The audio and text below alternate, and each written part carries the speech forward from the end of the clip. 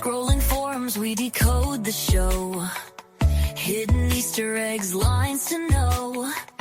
Three friends laughing, munching snacks. Lois and Clark were always coming back. Ooh, dial it up, like the modem scream. Superpowers and love on a silver screen.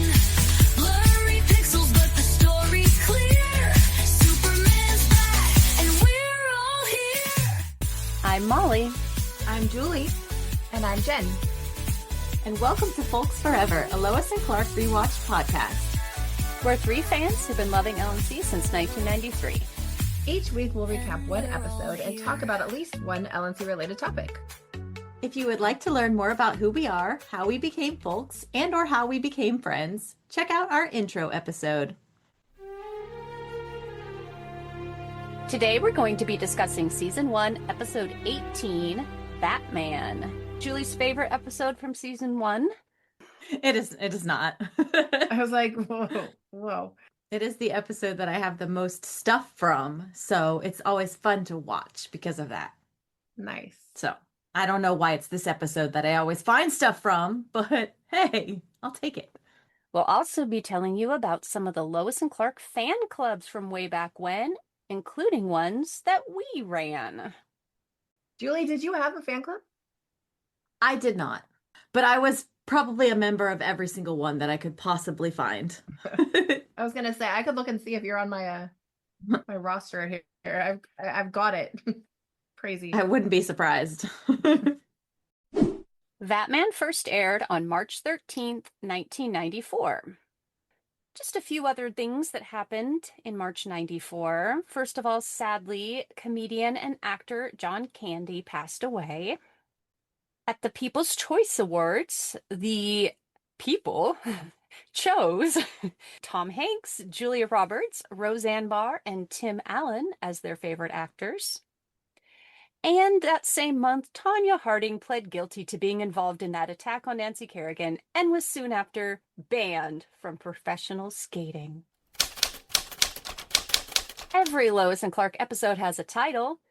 Vatman's is basically just a play on the word Batman, another DC superhero. Clones get clonified in vats, so there you go. Have another corny pun. Wait, is that why? So it's Vat because he's in a vat? I've always wondered why it's Batman with a V. He was made in a vat. In the script, the vat is very different. I don't know if I should talk about it now or later, but ooh, maybe when we get to that vat. I'm just asking, is it more like the vats in That Old Gang of Mine? Yes. It makes more sense for it to be called Vatman than it does, because he's not really in a vat. I think in this episode, what he has now is more like, I think, a sustained chamber or something. It's a chamber, yeah. Yeah. chamber. Like Chamberman. A cylinder. Yeah. Chamberman. Chamberman. Doesn't have the same ring to it.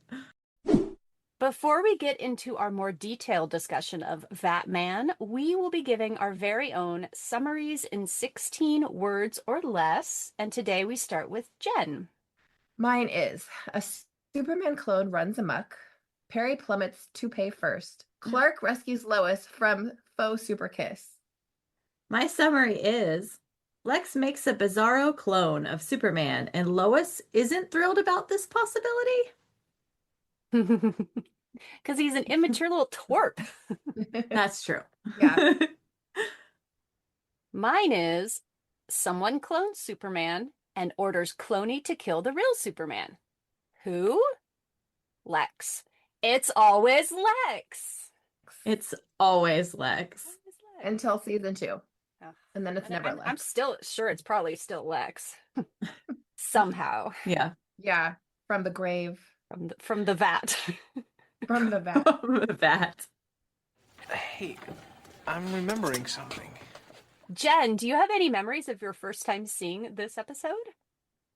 Not really. I kind of remember the Superman clone and how annoying he was, even when I was 13. I appreciated the Dean and Lois kiss. I mean, it was technically the Superman clone, but in my mind, I was like, ooh, Dean and Terry just kissed. And I was a big Dean and Terry, like I wanted them to get together in real life. And then I remember that Clark came in to save Lois, and I thought that was cute, and I thought that probably in Lois's eyes gained him some points. But overall, no big memories, just the little like flashbulb memories of the good parts that I enjoyed. How about you, Julie? I don't have any specific ones other than I remember watching and going, "Ooh, there's going to be two Supermans in this episode." Like really excited about watching it, and then I don't remember like disliking the episode, but it's definitely not my favorite. Well, for me, this episode is one of the few first season ones that I had on tape, so it got a lot of rewatches over the years, and I probably have a million memories I could say right now. I will throw some of them out there as we go throughout the episode, though, because they're very scene specific. Lots of nostalgia with this one. Jen, will you tell us about the guest stars for this episode, please? Sure. We have Michael McKean, played Dr. Fabian Leake, best known for This Is Spinal Tap, A Mighty Wind, and Clue. Ira Hayden, played Messenger, best known for A Nightmare on Elm Street 3, Dream Warriors, Father of the Bride, which I loved that movie, and Alias. He was also in 2 episodes of Lois and Clark, this one as the Messenger, and he comes back in season 2, episode 20, Individual Responsibility, as delivery guy. So he's getting those big roles on Lois and Clark. Big roles. Sam Rubin played newscaster. He started the Critics' Choice Association, and he was also the entertainment anchor for KTLA Morning News in Los Angeles, and provided entertainment reports for ITV in the UK, 9 Network in Australia, and TV3 in New Zealand. So news is kind of his thing. Will Albert played the French guy. He is best known for Frost Nixon, Private Benjamin, I Want to Hold Your Hand, and a couple episodes of The Bold and the Beautiful.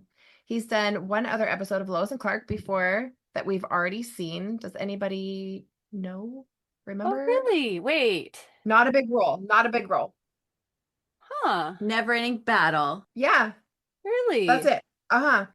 Who did he play? A businessman. In the bathroom. Yeah. Take your time. Yeah. Oh, wow. So this is his second appearance. That's cool. What about the tour guide? Okay, tell us You about want me the to tour cover- guide. Yeah. Okay. The tour guide is played by Cynthia Ettinger. She did a lot of things that I'm not familiar with at all, but the things that I recognize that she did an episode of Seinfeld, Touched by an Angel, Felicity, and the Gilmore Girls. Kind of interesting trivia for the tour guide was that she played the original Martha in Smallville in the unaired pilot, which I thought was kind of cool.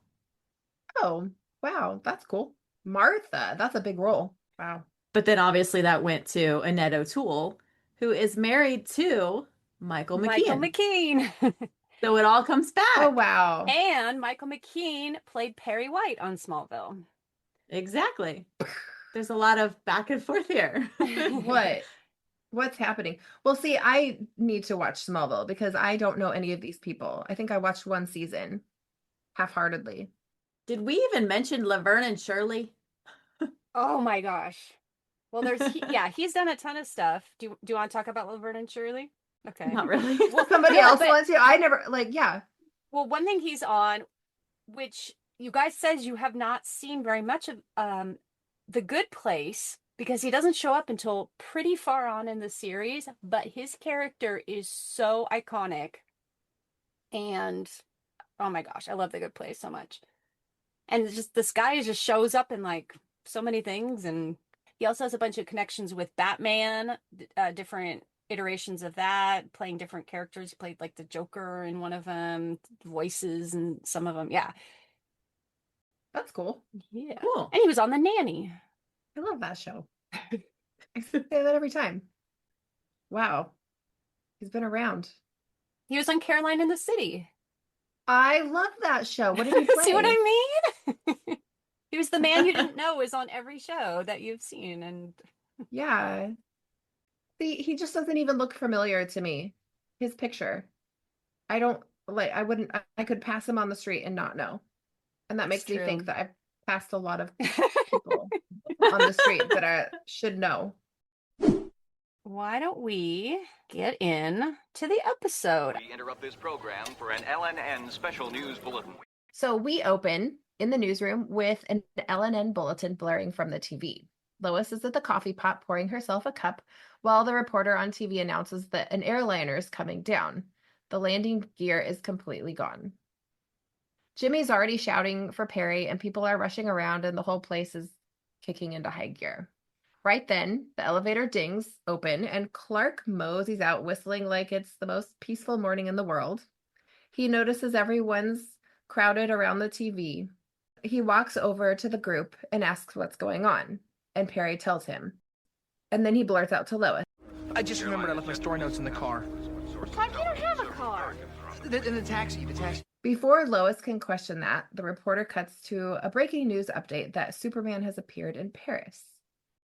I love the way they cut it because the way that the director or the editors cut it, it was like Clark is like, I have something to go do.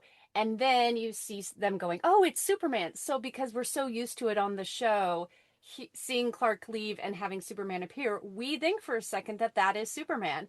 And then it cuts to Clark still in the newsroom and the audience is like, what? Mm-hmm. Wait now. So that reveal, I like how they did that. That was pretty cool.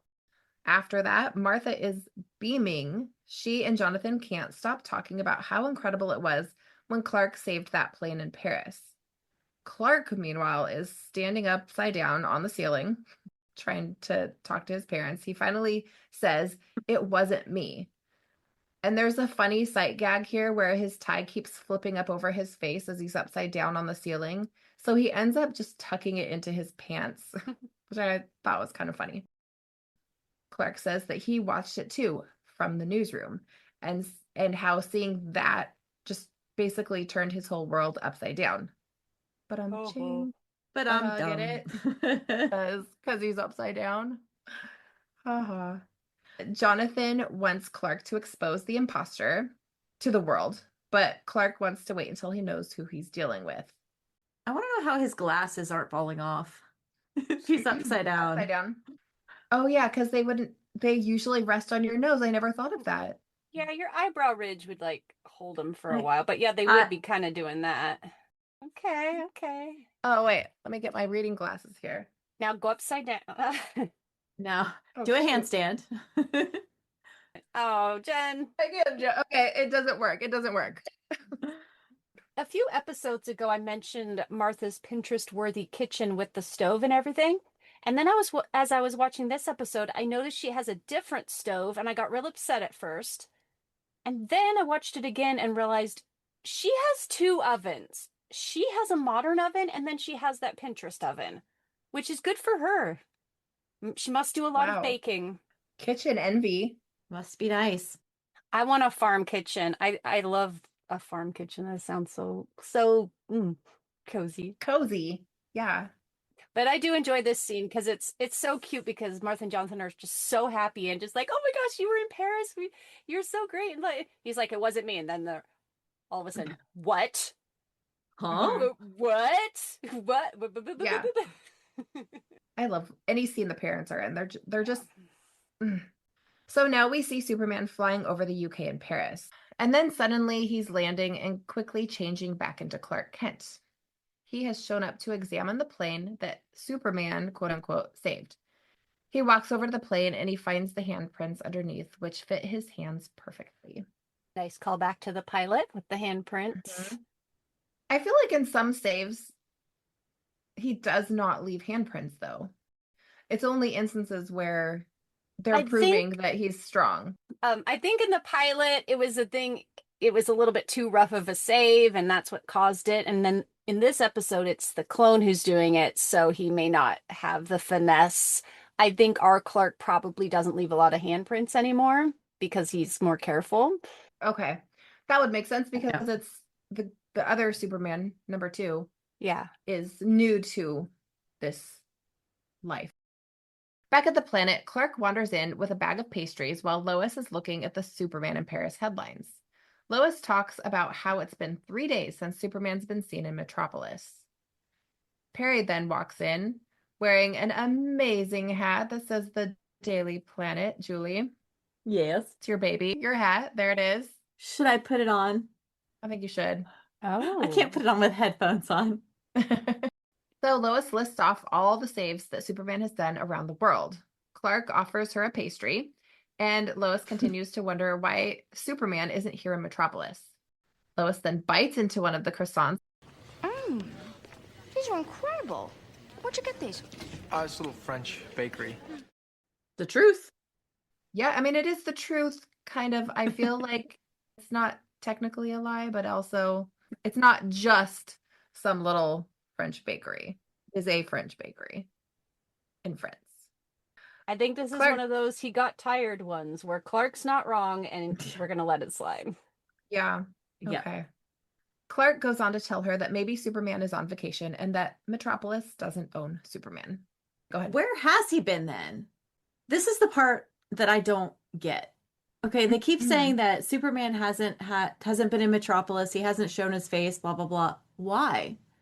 Yeah. Show your face, Clark. Get out there and show that you're still Exactly. there. I don't get that at all. Like where I I don't mean, know. Clark said to his dad he didn't want to make a move really until he got, he wanted to figure out what he was dealing with the clone, but that doesn't explain 3 days worth. Yeah, before this. Yeah. I don't know. We don't really know how many days it's typical that go by without Superman doing a save that's noted in the papers, because he might be doing little saves that nobody reports on.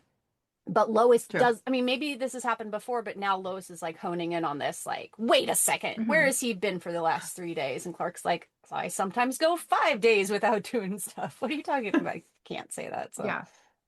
That's true. in second season, he seems to be doing stuff 10 times a day. That's for sure. But Exactly. first season, Clark didn't always. Crime rate goes up in season 2. Yeah, or that. Who knows? So now Jimmy walks into Perry's office and catches him with a new look. Jimmy stops mid-sentence and does a little slow glance at Perry, and Perry looks so awkward.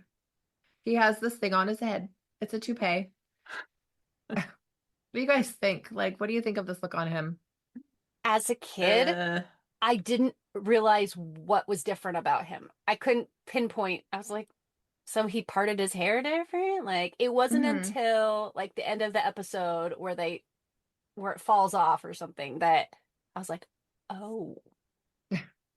Yeah, I same. I think do remember that too, that I didn't know either what was going on. Because I don't look at people's hair, especially Yeah. at 13. Yeah, same.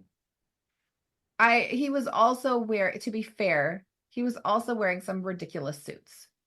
Like his suits were Ugly. not normal. They were not good. No offense if anyone out there wears suits like that.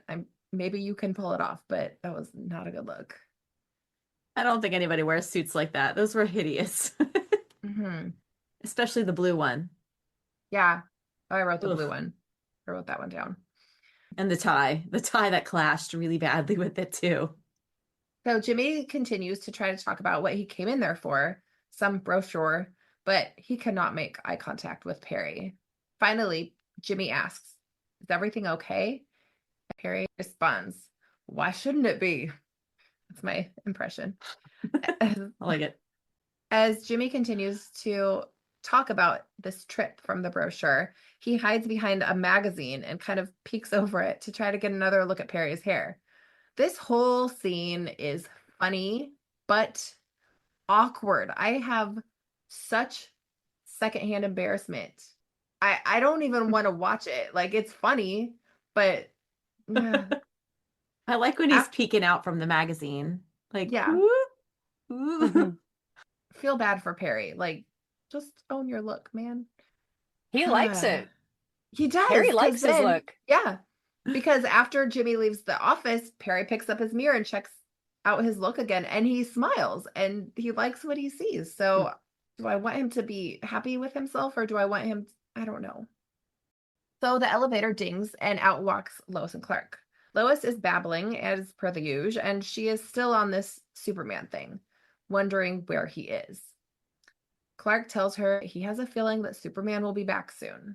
She goes, let me guess, reporter's intuition. You don't hold the patent on it, you know. No, but intuition is not just something you pick up. You're born with it. And I was. And Clark is so annoyed. He just looks frustrated and he gives this sarcastic, congratulations, and he rolls his eyes and walks away. And Lois sits on her desk and laments. Oh, Superman. Please come home. So next we hear a loud bang, and we're led to believe that Superman is flying through the sky in a fit of crazed lunacy.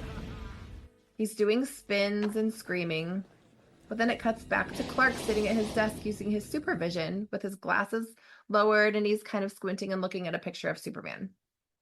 Correct me if I'm wrong, but is this the first of our impossible photos that show up on the show? Pictures of things that literally nobody could have had a photo of. Who was up there taking a picture of Superman saving the airplane, may I ask? Yes, this is what I wrote down That's as well. true. I said, was it the goose? The goose from that one episode had a camera and took a picture of the plane. That's funny. And sold it to the press. Yes. But we get a lot of these coming up on the show. They always sort of just are equal parts frustrating and hilarious. Like there's one from, what's it, Ordinary People, that ends up on their desk or somewhere in a future episode after Ordinary People. But remember, they were alone on that island. So we always said the tiger took that one. And Yeah, Exactly. that's a good point. I really never thought about that. There's a few So of those for we're sure. going to start keeping track of them starting here. That's good. That's good. So Lois walks over and asks what Clark is doing. And Clark stumbles all over his words, going, what am I doing? No, nothing. Just, I didn't get to see the whole rescue. So I got some pictures. And he goes, what? I thought I was the biggest Superman fan in Metropolis. You should join the fan club. You get a button. Do you guys have a button? I wish. I don't. I want a button. I would like a button, please. Lois talks about how it's crazy that she thought he belonged to Metropolis, but of course he belongs to the world. Lois goes, the fact remains, I have no hold on him at all. So she gets up to walk away. Clark stops her saying, Lois, you'd be surprised. I mean, Metropolis has a lot stronger hold on Superman than you may think. and we as fans know that that's because he's in love with her. She doesn't know because she's Lois Lane. Maybe a smart investigative reporter, but she does not know that he has the hots for her. Is this the scene where she says something like, I thought this was Superman's home, and Clark says, well, it is. He's as much as said so. Yeah. Yeah, that's a callback, I believe, to Never-Ending Battle, the end, when he's like, Metropolis is my home now, blah, blah, blah, blah. He has as much as said so in one of our episodes. He said so. Yeah. So Lois responds, nice try, Kent. Then again, what are partners for? Superman number 2 is what I call him. Lands, and this is where we find out that Superman number 2 talks like he is 2 years old. And this is where I start to roll my eyes. I don't know if it's Dean trying to play a 2-year-old, or if it's the writing, or if it's just me having some hormonal fluctuation. But I am suddenly just annoyed. I do not like this. It's weird. He goes, hey, you. And suddenly we have a showdown of the Supermans, or Supermen. Superman and Super Toddler, I don't know. Who are you? I don't want to talk. You're my enemy. Why would you say that? I am the most powerful man in the universe. You have outlived your usefulness. Who told you all these things? My father? And we're left with a question. Who is this guy's father? Superman continues to ask questions, but then they're on a fly-off. Catch me if you can. Superman starts to chase him because they're both equally powerful. Superman just can never, ever catch up with him. And I think our Superman does eventually just give up, like, I can't do this, isn't worth it. So clone Superman has lost real Superman, and then he goes home.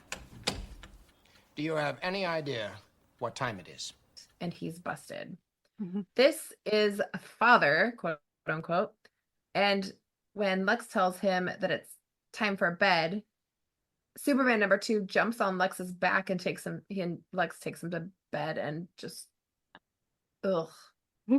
Oh, it's funny. It's cute. I love that.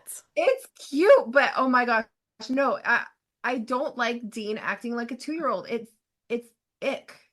I think it's hilarious, and I love Dean's face when he jumps on his back. Like, it is like, look, to me, it looks like a very genuine, like, laugh, smile. Like, they're having so much fun being stupid. Yeah. Like, I'm gonna jump on John Shea. Is playing it so straight and so strict, and yet I know if he was any other actor, he would be cracking up. Yeah. Or unable to keep a straight face here. The funny thing is, I hate it in this episode, but give me Season's Greetings, and I am all over that. I am all over the kid, the acting like a kid in that one. But this one, I don't know why. Maybe because he's in the suit, and that's just incongruous or something. Like, it's weird. Yeah, it's it doesn't weird. match. Yeah. I don't like it. Ugh, sorry to be the party pooper. But hey, the piggyback scene is adorable, and I love it, and I will fight you on that. It is cute. Okay, no, it's fine. I'll give it to you. You can have it. I don't hate it. It's just there's a lot of secondhand embarrassment in this episode for me. The piggyback scene is actually not in the script. It is written as a hug. John Shea, like, get up here, man. Get up here. We're like, come on, get up here. Do it. That's cute. If that's an ad lib, I like it. So Lex is putting Superman number 2 to bed in some weird tube thingy with lights and buttons and sounds. And he's telling Superman 2 a bedtime story about Little Red Riding Hood. It's a twisted version, and he likens it to how this clone Superman, has to take over for Superman, the real Superman. All that counts is winning and power, and that might is right. Superman must be destroyed. He is Lex's enemy, and therefore he is Superman number 2's enemy. I called him Superman number 2 because it was like he's 2. That's what it says in the script, Superman 2. So. Oh, really? Interesting. Did you guys notice the theme music playing? Yes, the little music box. And then the wolf said to Little Red Riding Hood, Are you sure the policy is in your name? Little Red Riding Hood said, well, yes, Grandma promised that when she passed away, I would inherit everything. And then the wolf said, let's pay Grandma a visit. And the wolf went through the forest to grandmother's house and ate her. And then he and Red Riding Hood split the money. Quite right. Can you imagine Lex as a father? Yikes! That's scary. That's the thing is, he already has a couple of kids out in Metropolis. Not that he ever interacts with them, but right. Yeah, they still turn out really horrible. Genetics, man. So next, Perry is shouting to Lois about a robbery that she needs to cover. She takes the story from Perry and then turns on her heel and gives him another look. She goes, new suit? And he's wearing this turquoise-ish blue suit and his hairpiece. It's awful. And he smiles and says, as a matter of fact, it is. And she continues to probe into this look and asks, you're okay, right? And he reminds her of the story. He's annoyed. And she just darts off. And as Perry touches his own hairpiece, he looks a little defeated. And like Jimmy pops up out of nowhere and asks if he's sure he's okay. This was the last straw. Perry says, yes, I'm okay. Why is everybody asking me if I'm okay? I'm okay. Okay? Okay. The very next person that asks me if I'm okay is going to get fired. Okay? Okay. It just reminds me of the Ides of Metropolis with the nose and everything. I've noticed that with Perry, with him specifically, he has a lot of those wordplay scenes. He's got another one of those, I'm glad that you're okay. Okay. In Target Jimmy Olsen, I always remember it from that one. And then I did like after he leaves the scene, Jimmy pops up and goes, That man is not okay. At the bank, Lois pushes through the crowd and realizes that Superman is back in Metropolis. Just then, the bad guy gets away, but Superman catches him and then throws him into the back of the police truck. Does not look like a soft landing. Lois walks up and gets his attention, and she's like, "It's me, Lois." And he just eyes her up and down and goes, "Mm-hmm." And he smirks and flies away. And Lois is now seeing the red flags. So I think she's on to you, Super Toddler number 2. Superman 2 does this rough save here. And this is a theme we're going to see throughout the series of when he does rough saves like this, like over the top, because they're going to be like every time that happens, it's going to be like red kryptonite is doing something to him, or there's something else. And I cannot think of the specific instances right now, but I know it comes up a couple more times in the series. So it's just something to watch. Like, oh, Superman's behaving a bit erratically. We got to keep an eye on this sort of thing. Right. I'm just wondering why he's in Metropolis. Did Lex tell him to do something in Metropolis, or is he... Yeah. I think the implication here is Lex has now said, hey, why don't you try something nearby? I'll set up this robbery. You go and deal with it. We'll just see how you do. I feel like that he was allowed to do this one. Okay. So Clark flies to Smallville to talk everything over with his parents. Martha, being Martha, is just making a cool sculpture out of Slinkies. Mom, what is that? I call it mano a mano. Isn't it neat? Is that a coincidence? It's definitely ties in with our episode.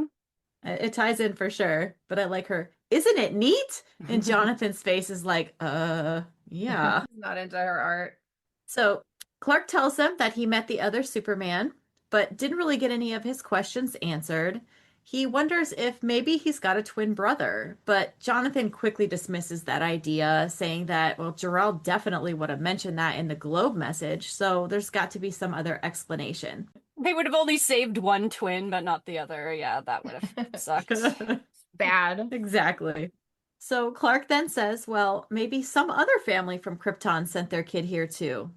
Who knows? But he looks exactly like you. It's possible. But it's weird that you guys look exactly alike unless all Kryptonians look alike. But we know that's not true because his parents don't look like him. Busted. Yeah, I love how the parents are the voice of reason here. Even Martha, who starts to mention parallel universes, and Clark is just like, don't get all sci-fi on me, Mom. Like she's completely crazy. Yeah. But the exact thing is gonna kind of happen in a couple seasons. So I hope she gets her apology in season 4 or 3 or whatever, first 3, because she not wrong. Back at the planet, Kat's admiring Perry from a distance and tells Jimmy that she thinks Perry is kind of sexy with his new look. Mr. White? Sexy? Very. I mean, you know, he's always had that aura of power thing going, but now he's mixing it up with a little style. Okay then. Jimmy thinks she's nuts, as do I. But you know who is looking good in this scene? Kat. Her outfit is adorable. And her hair is like flowing down, and she looks great. Yeah, I actually wrote it down. I like Kat's outfit. It's adorable. It's the plaid bodysuit. It's low cut with some lace and a little belt. It's so simple, but it's not like super slutty, and she looks good. Thanks for pointing that out, Molly. Glad you thought so too. Jimmy then tells Kat that he suspects something is up with Perry because of his unusual behavior. He thinks back to what's happened over the past week and remembers an annual medical check that Perry had. By then, Kat's pretty much lost all interest and isn't really listening to a thing that he's saying. But she does make a comment that her specialty is snooping around if he needs any help.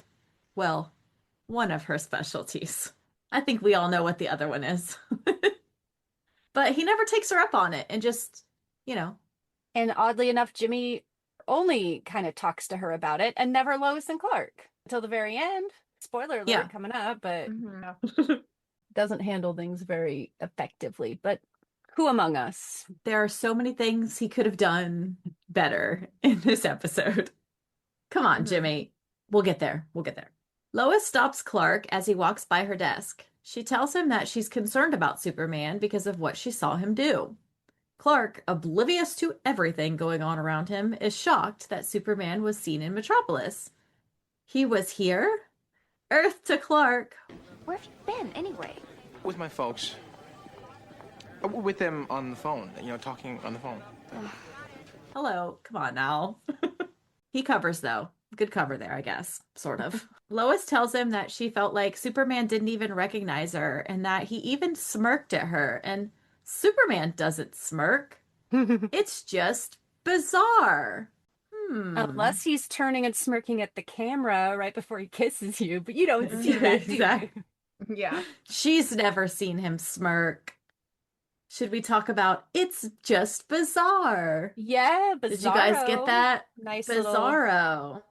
In the script, it says, I don't know. He's just Bizarro. That's all. Yeah, that sounds a little unnatural. Yeah. So they changed it to Bizarre. But yes, clearly that's a nod to Bizarro from the comics. I'm glad they didn't go full Bizarro, honestly. I don't think it would have worked in this. But this is as close as we're going to get. Jen looks confused. Do you know who Bizarro is? See, I was like, No, well, yeah. I don't know. We get Clark too, but then Clark 2 is nice, so. That's true. Yeah. Yeah. Just then, Perry tells Jimmy that he's going out for lunch. Japanese blowfish sushi. The kind that can kill ya. And then he says, sayonara. Perry, you're not helping Jimmy whatsoever. Jimmy just thinks you have like a death wish or something. Jimmy has had it and decides to go snooping around in Perry's office. He looks around on his desk and sees his calendar with a note that he's going to jump off the Metropolis Bridge on Thursday at 11 p.m. Dun, dun, dun. This is where I would think you ask some questions. Especially seeing that, you would want to ask some questions. Mm-hmm. But would you put that on your calendar if you were going to kill yourself? But it was vague enough that.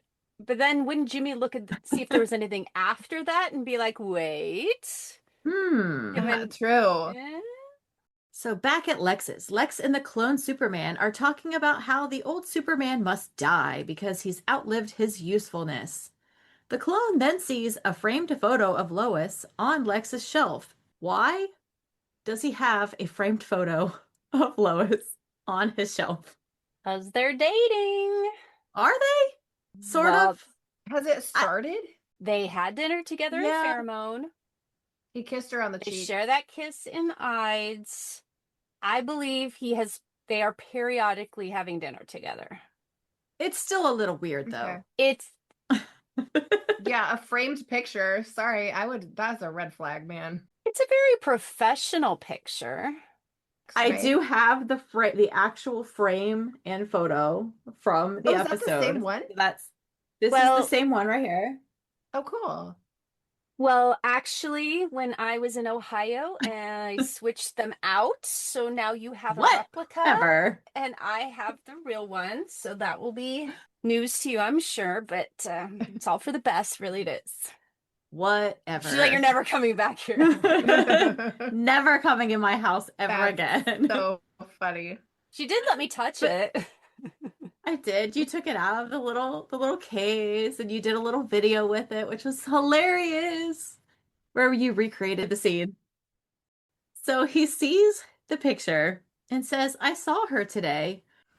What a babe. Yes, indeed. And she's also a very brilliant investigative reporter for the Daily Planet. She talked to me like I was supposed to know her. Dad, can I see her again? And Lex is like, heck to the no. Stay away from her. Dad's like, she's in love with the real Superman. Oh no, not another piece of competition, not another one. Exactly. Of course, 2-year-old is now kind of more like 16-year-old. 15 or 16. Yeah, he's got the hormones. He's like, Dad said I can't see this girl, lady. We'll see about that. What he doesn't know won't hurt. So, back at the Daily Planet, clearly the clone Superman wasn't listening and sends Lois a note, which Clark rudely uses his super zoom vision to peep and sees what it says. What do you guys think about his invasion of privacy? He didn't know who it was from. He's just peeping in on her notes. I mean, that is a little creepy. He does that. He does. He's always doing that, not excusing it. But I was like, man, reading her mail and everything. The heck? What if that was like from the doctor about something very personal? I'm sorry. Right. That's what I'm saying. Like, it could have been from anyone. HIPAA, hello. HIPAA. Or, you know, it's not HIPAA. HIPAA violation. Yeah, it's not a HIPAA violation. I don't know. I don't know what violation is, but it's a violation. Well, she does kind of hold it up right in his eye line. It would be... He's an investigative reporter, so this is what they do. I don't know. All right. But anyway, the note is Superman apologizing for his behavior and asking to see her tonight. So the messenger kind of stands there weirdly for a response. And Lois says, The answer's a definite yes. Of course it is. She's not going to say no to Superman. Oh, she's been waiting for this. That's her dream come true. So back at her apartment, Lois is now frantically getting ready for her date with Superman. I love when they put Terry in these kinds of situations. It is just what she does best, in my opinion. The comedic little montage is adorable. She's now wearing this really beautiful silver dress and running around her apartment with curlers in her hair and a toothbrush in her mouth. Of course, a toothbrush in her mouth. Yeah, toothbrush. And she's trying to make pasta and even throws a piece at the ceiling. She panics a lot when she gets ready for dates. I just have a feeling that if she is going on a date, her brain turns to mush. She's like, oh my gosh, I have to get dressed. Oh my God. Like everything is an oh my gosh. It has to be perfect. Oh my gosh, it's Superman. Yeah. And Jay Grisco gets to do his, musical scores for these dates, which are always fun too. Hilarious. It fits so perfectly. I love it. This one and the Lucky Leon one are on the soundtrack. Are they the same? No. This one and that one? Mm-mm. It's not. No, Okay. but they're both frantic getting ready scenes, and they both made it to the soundtrack. Yes. Nice. I don't know for sure, but I feel like there's a blooper left in here because it is just too good. When she takes a sip of the champagne and it kind of like sprays out of her mouth and she giggles and runs off camera, I feel like that's just too good that it had to be a blooper. To capture it, yeah. Yes. I was thinking, unless she knows some secret trick to like make that happen, I think that just happened. Yeah, I think it did too. I think because she giggled and like went right off camera, like she didn't want to like break character, and it was just perfect, and I loved it. And I love when they do that kind of stuff. It's not in the script. I feel like it's a blooper, and I love it. So Superman comes in the window, and Lois offers a drink. We hear that he doesn't need to drink, which is, kind of nice continuity with the episode Man of Steel Bars, where Superman said he doesn't need to eat. So I guess the clone doesn't either. So the clone Superman said, You look really, really hot. Oh, well, thanks. Can we sit on the sofa? Awkward. So awkward. So they sit down on the sofa, and the clone Superman does, the cheesy yawn, stretch, and puts his arm around her. Lois looks a little bit uncomfortable here, and then Superman asks, Do you like me? Of course. You know I do. Although, I have been a little concerned about your behavior lately. And then she mentions the man that he threw into the police van. He clearly doesn't want to talk about this at all and says, how about a kiss? Before getting any kind of consent or answer, he just goes for it. Lois is completely taken aback, flailing her arms, struggling to kind of fight him off. He also mentions, in regards to throwing a man in the thing, might is right. And she's like, what? Might. Yeah, might is right. She's confused. Like, obviously she wants to kiss Superman, but something is not right. But just then, Clark comes flying in the door, clearly having been outside watching the whole situation unfold.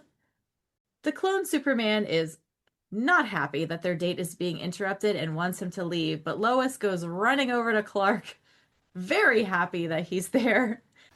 Go away. I think Lois wants me to stay. Yes, I do. Please. Superman comes over, raises his fist to Clark, and he grabs it, challenging him. Well, for all Lois knows, this other Superman doesn't have full powers and maybe, like, isn't as strong as the real Superman. He doesn't kiss like the real Superman, so maybe he doesn't arm wrestle like the real Superman, you know? That is exactly what she says, that she's kissed Superman, and that was definitely not him. How many times has she kissed Superman already? We got Pheromone. We got All Shook Up. Yeah. Was it just those two? I feel like her having said that has always been interesting to me because it's like, well, if you know what it feels like to kiss Superman, but you've kissed Clark and you didn't register any connection there, it's not just that he kisses differently. That's not how she knows he's not Superman. I mean, it's the might is right quote. It's the different, it's the whole thing. So that's great. That's great that she is able to discern that something's wrong and that this guy isn't genuine. But it does make you ask the question then, if she can separate the two Supermen from each other, how does she not connect Superman and Clark? But of course, then we wouldn't have our story. So, yeah. I guess feelings, because she is excited when Superman is kissing her, so she's into it. But when it's Clark, it's always like not real, and she's not thinking about it. She's thinking about what's happening after. I don't know. Maybe. And maybe with the fact that he was really pushy, she knows like that's wrong in this episode. And he doesn't have the same toothpaste, so could be any number of reasons why she's like, that was not how it should be. Molly pointed out too that this is the tie when he walks in here. This is that tie that is the favorite among a lot of folks, but it was Molly's favorite, right? Of the ones I saw on that Clark Kent's Ties website, which we mentioned in our last episode, be sure you've listened to that one. Yeah, Clark is wearing the kind of brown, looks like a bunch of graham crackers and Tetris pieces. It's no, I just kind of like it. I don't like the one he wears later though. The one he wears later is the flowers. Nope. Yeah.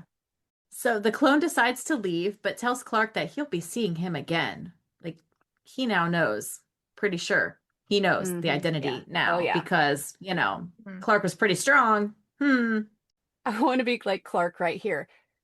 So what does it feel like? Just for research, I just want to know what it feels like to you. So I mean, not that I don't want like how to make it better or what I'm doing right. I don't.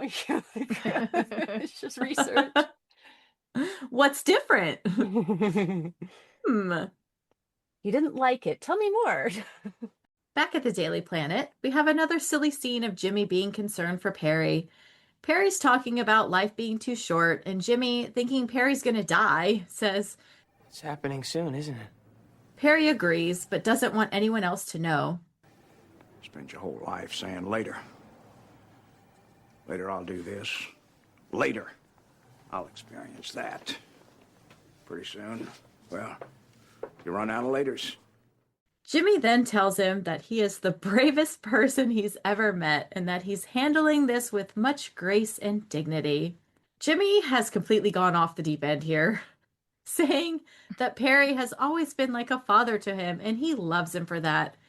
Perry is mega uncomfortable and says, Jimmy, are you okay? Me? Oh, man. Chief, you're too much. You're too much. Poor Perry. Like, Jimmy thinks he's dying, but Perry thinks he knows the secret. But, you know, the secret is not that he's dying. So Perry's very confused on why Jimmy is so upset. So Lois and Clark have clearly been talking over the whole Superman situation for a while now and are completely convinced that now it's a clone. Well, Lois is really convinced that it's a clone, and she's trying to convince him. She says that she knows he doesn't have a twin because he would have said so. A clone is obviously the only other possibility. Is it? We're still in season 1. Science has to win out over all other things. I guess so. It is the only possibility. And Lois has a really good memory because she also recalls an article about clones that was written by Dr. Fabian Leake. And she decides to just call up information to get his number. Can you still call information? Is that still a thing? I don't know. I haven't done it since the 90s, so I don't know. I don't think anyone's waiting on the line. I don't think anyone's waiting there for your calls. I don't think so. They have to be out of business. There's like one employee just sitting by the phone going, ring. They're like, why don't you have the internet? If you're holding a phone, why don't you have the internet? How old are you? Right. Why aren't you Googling this? So Lois and Clark go to interview Dr. Fabian, who is just gawking at Lois's legs. In the script, it's a little creepy. It says, we get the feeling that he'd like to clone her. Ew. Let's not go there. Yeah, that. No. That's not. He's given off creep vibes in that scene anyway. I mean, we'll get there. That's true. Yeah. And does it stop being creepy? No, it does not. Nope. Nope, not at all. So Lois mentions the article that he wrote about cloning a human, and of course, the doctor backpedals, saying that he was really young and overly optimistic at that time, and it's much more difficult and years away from actually happening. It's clear that this guy is not going to give them any help, so they go to leave. But before Lois can walk out the door, the doctor asks if he can take her out to dinner. Lois could have very easily just said no here, but that is not our Lois. And we love her for this. Instead, she says, You know, I have a better idea. Why don't you go home, change into something more comfortable, pack an overnight bag, bring it back here, and then you could release all those poor frogs to the nearest lily pond. I love it. Go, Lois. Yes, because when he asks her out, he has to tack on, and perhaps we can discuss the miracles of life in, shall we say, more tangible terms. Ugh. Blech. Yuck. No. Yeah. I like Clark's face too when they're walking out the door. He's just grinning, like hee hee hee. I missed his face. Lois can hold her own. He's proud of her, I think. Mm-hmm. He's loving it. So Clark says he's going to go find someone else who can help, so they split up and agree to meet back up at the planet later. I do not know how Clark finds the clone in space, but here we are, in space. I'm guessing he was just floating around looking for a blur going across the sky. It's not really explained. Superman starts asking him questions about his childhood, and it clearly makes the clone uncomfortable because he definitely does not have any memories of his childhood. At this point, Clark is 100% on board with the clone theory, telling the double, You have no childhood memories because you didn't exist until just recently. That's a lie. You're a liar. You're not even really Superman. You're Clark Kent. Clark tells him to please not tell anyone, and the clone asks why. Because someone has been lying to you, but it's not me. This makes the clone wonder if his father has been lying to him.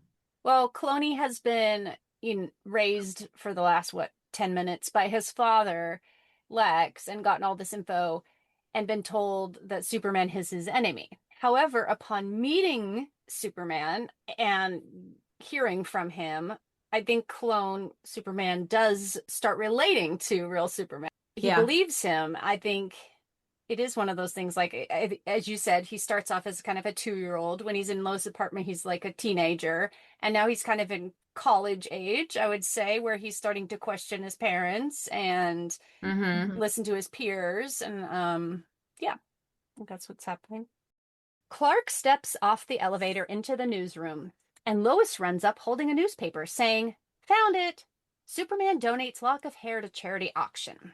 It turns out that Superman made a little donation some time ago of a little lock of hair. But right after the auction, the highest bidder was robbed, and they never found out who took it.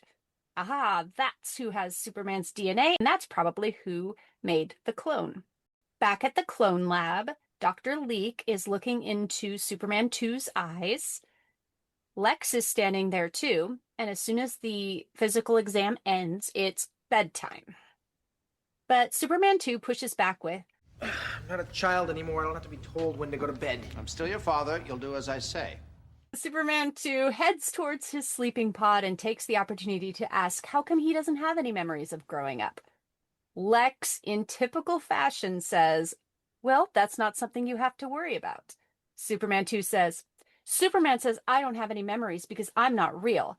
I'm just a biological machine. Lex says, that's not true.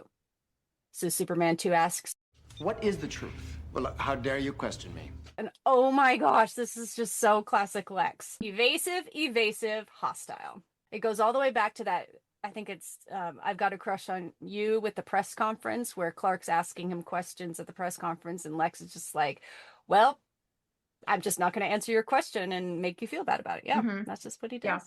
Well, anyway, Superman 2's response to how dare you question me is, I bet I know some things you'd like to know. This piques Lex's interest, but Superman 2 is not going to say anymore. He is being a little, stubborn child, says, I think it's my bedtime, crosses his arms, and gets ready for the whole procedure of sleep.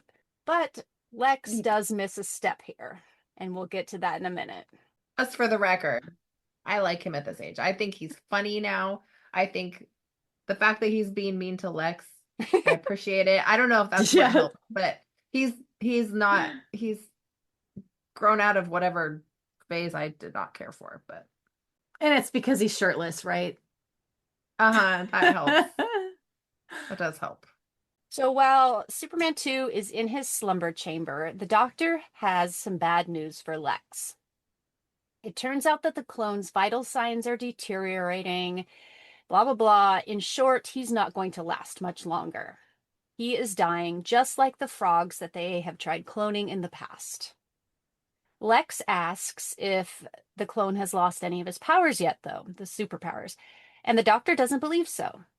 Okay, then, says Lex, then it has to happen tomorrow. Tomorrow, Superman 2 will be instructed to go and kill the real Superman. The doctor says, What makes you think he can win?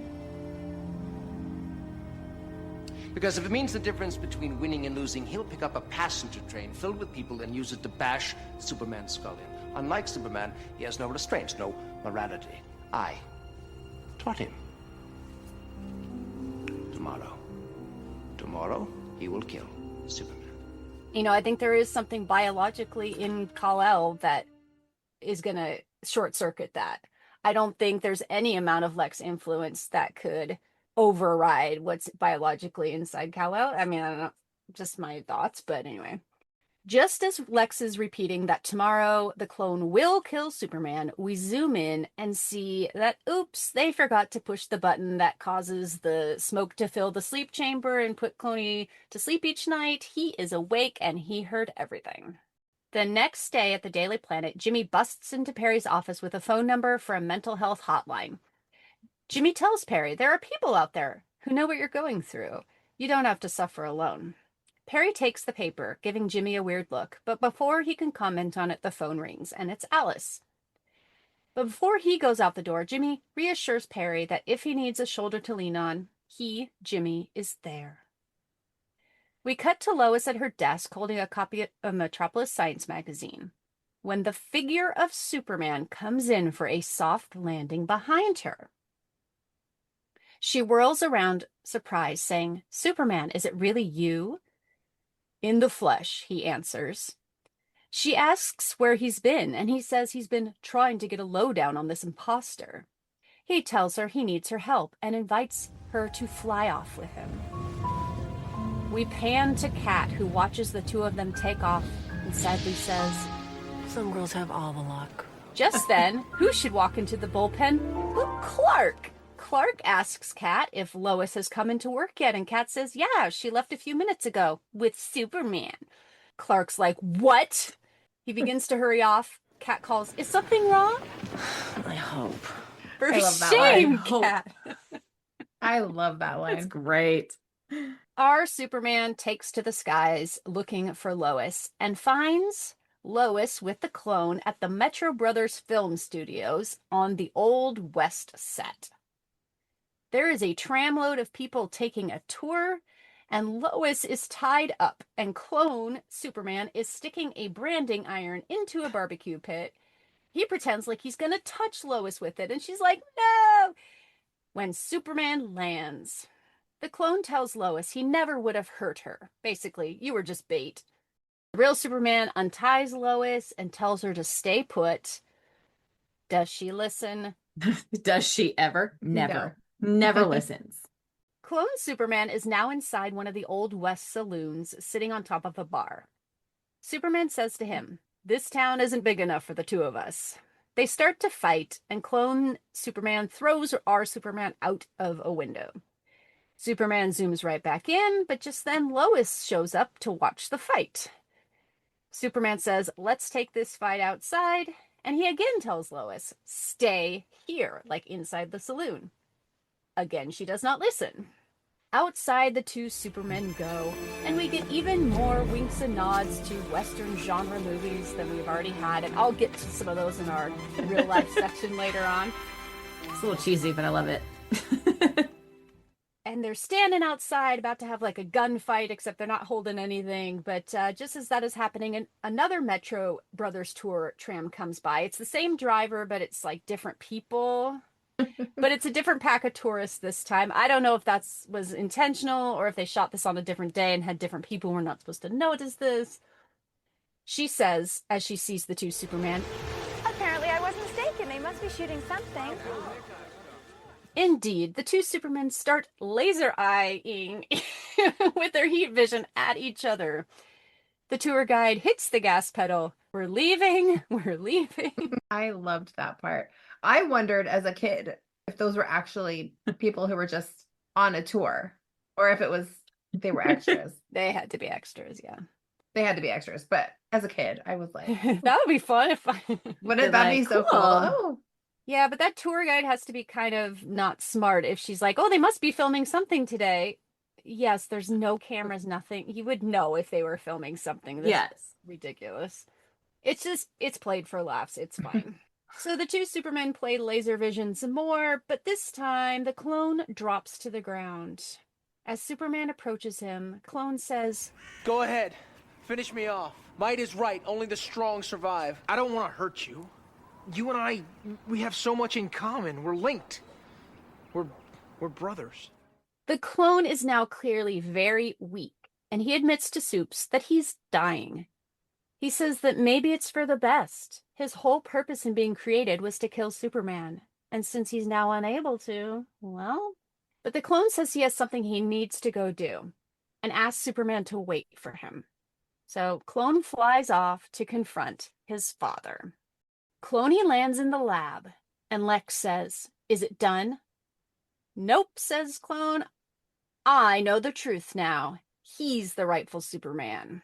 Well, Lex and the Doctor were afraid of this happening, this very thing, because they're ready. The Doctor grabs a gun and shoots the clone. The clone is hurt for a second, but then he grabs the Doctor and flings him, just like he flung the robber earlier, flings the Doctor right into the sleeping pod, knocking him out. And we're to assume here that the Doctor doesn't survive for much longer after that. I don't know if it's because the lid closes and the smoke comes in, or if because that fall just is going to kill him. But he's dead. He dead. He dead. He's a goner. Cloney demands the lock of hair from Lex. I don't have it here. You're lying. Give it to me or I will kill you. This is one of my memories from back in the day, because my brother and I would do quotes, and our favorite quotes, if I'm noticing a pattern, tend to be the ones where either Superman, Clark, but especially Lex, just way over enunciate words. So this is one of our favorite quotes. "Give it to me or I will kill you." That's awesome. And then Lex, "You mustn't do this, you're my son." I'm sorry, we used to just say that all the time. "You mustn't do this, you're my son. You're my own creation. Together we can win. No." Just so over the top and hilarious. Best times, best times. So Lex gives up the lock of hair, not before trying one more time to convince him that together they can win. Nope, says Clone, and he flies off. Lex looks down at the sleeping pod and the doctor and makes a speech. You breed them, you raise them, you want the best for them. One day you're the center of their universe, the next thing they've flown the nest, and the phone never rings. That's a good, funny quote. Back at the Metro Brothers studio, the clone hands Superman the lock of hair and says, "They won't be able to clone you again, at least not after you take the last step." The last step is destroying the clone. He is dying after all, and he begs Superman to give him a Viking funeral. Superman doesn't want to do it, but eventually seems to understand that he must. And the next thing we see is Superman flying clone Superman straight toward the sun, and it's left to our imagination how he's going to accomplish that. I just figure he yeets him into the sun, but maybe he did it nicer than that. Right. Oh, so sad. I can't imagine him like, okay, I got to build a boat, then I got to set it on fire, then I got to send you off in the lake. I don't. How close can Superman get to the sun? I mean, he can't go right up to it, right? No. So he's gonna have to yeet the guy for sure. Woo! Goodbye, brother. Yikes. I feel like you should put him into a coma or something first so that he's not conscious. Well, I mean, maybe he's already dead by the time they get all the way to the sun. I agree. I think he's disposing of the body somewhere else. Yeah. And I don't think the episode wants us to dwell on it too much. No. Therefore, they don't cover it. Yeah. But we have. And on that lovely note. We gonna go there. So why didn't Cloney tell Clark I about know. his father? That bothers me. Because now he knows his father's bad. I don't think he knows his father's name at all. I don't think he knows. No, that's true. He probably doesn't. He just knows him as dad. I mean, he could be like, here's where the lab is, go check it out. But even if Superman had done that, maybe Lex was long gone by then and he would just found Dr. Fabian. I mean, we know what happened with the art museum and all that. He never connected that to Lex. Lex has a way of leaving no trace.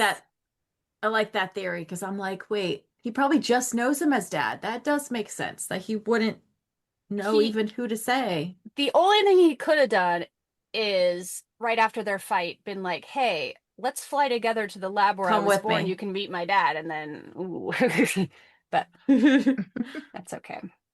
Well, luckily he doesn't. We don't want to lose Lex yet. Back at the Daily Planet, Clark, Jimmy, and Lois are there, and Jimmy suddenly says, "Where's Perry?" Lois says that he left about 15 minutes ago. "Oh no," says Jimmy, and he finally confesses it all. That he thinks Perry got bad news from his recent physical, and that Perry wrote Metropolis Bridge jump in his planner. Well, yikes. So they all hop in a cab and head toward the bridge. When they get there, there's a crowd gathered. Jimmy's like, "Chief, no!" But Perry is in fact on the bridge ledge, and he does in fact jump. But it's all good. He's just bungee jumping. That's okay. So this bothers me. Jimmy knows where and when Perry is going to commit suicide. He is so bothered by it all week long. And he knows Thursday at 11 he's going to jump. How about stay with Perry Thursday at 11? What the heck? You knew where he was. Well, Perry must have had to have left around like 10 or something to get there, sign in, sign the waiver, everything. So Jimmy was probably like, oh, he's going to do something around 11. Didn't realize like it was actually around 10 he needed to be watching Perry. So he went off to the bathroom. He comes back and was like, whoops, I slipped through my fingers. The chain reaction would have to start earlier than he was thinking. Probably should have spoke up a little sooner once it became Thursday evening. Yeah. Say something. And then the logistics of like, or then not I don't know what word I'm thinking of, but the whole thing with like, okay, well, let's just all hop in the cab and go down there. Well, if Clark really thinks Perry's in danger, Clark's not going to hop in that cab. Maybe he does. Maybe he does. Maybe he's like, I'll meet you downstairs. I'm going to take the stairs. He flies to the Metropolis Bridge. He sees that Perry's getting into the harness. He flies back. He feigns ignorance. He gets into the cab. Right. You know what I mean? That's like, what it is. That's what Yeah. it is. Okay. That would 100% explain what it it is. because, Clark's just stands there like an idiot. Like, go save him. Yeah. Not happening. All right. So bungee jumping, very 90s thing. I feel like there was this whole trope around that time where characters on shows were always like trying to live for the moment by doing skydiving and bungee jumping and all kinds YOLO. of extreme sports. And every show had to do at least one of them.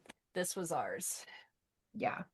A little while later, Perry, Jimmy, and Lois are sitting near the bridge, and we learn that Perry recently turned 50. Just another thing from when I was young, when they were sitting there, and Perry's like, the big 5-0. My 13-year-old self thought that meant it cost $50 to do the bungee jump. Oh. Wow. Like, wow, you spent a lot of Okay. money on that, Perry. $50 whole dollars. Yeah. Oh. That's what I thought yeah. for like 2 years until I was like, oh, his birthday. No. Hang on while I have a mental breakdown. He is 60 something. He's not 50. Lane Smith, we were talking about this in an earlier discussion, maybe that didn't make the recording, but he was like 57. So he's playing a bit younger on the show. But I anyway. just don't like it. You thinking about turning 50?